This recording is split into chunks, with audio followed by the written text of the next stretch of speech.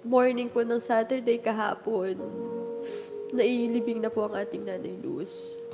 Hello guys! Welcome sa Chika Bayan. Sa mga hindi pa nakaka-subscribe kay Tegram at Sweet Mary, subscribe na.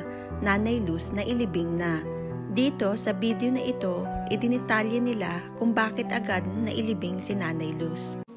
Regarding naman po sa burol, ay syempre lumipit po tayo sa kanya pong mga kamag-anak, and syempre nasa jurisdiction po ng mga kamag-anak po kung ano po ang gagawin po sa ating Nanay Luz. At bali po ang nangyari ay ang pasya nila, cremate talaga.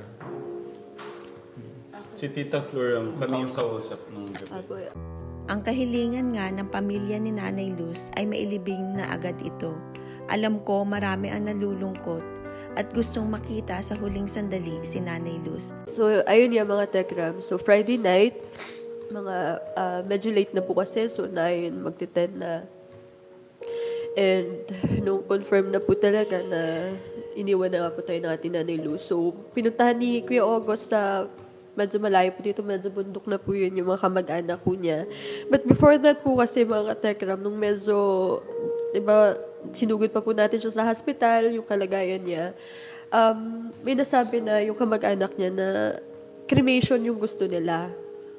Pero that time, mga 1 na, kinausap po namin personally through phone po yung kamag-anak nila, yung mga kamag-anak nila doon.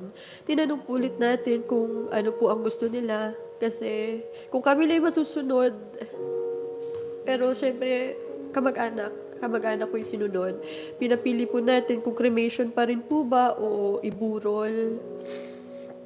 And ang hiling po ng kamag-anak is diretso na lang po libing.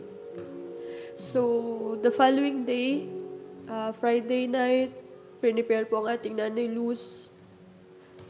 Morning po ng Saturday kahapon, nailibing na po ang ating Nanay Luz. And, syempre, gusto nating pagbigyan po yung wish po ng kamag-anak po niya. Gusto man po lahat makita si Nanay Luz. Pero, yun po, kahilingan po ng kanyang kamag-anak na ganun po ang gawin. So, at nakahimlay siya ngayon, Tatay Ram, sa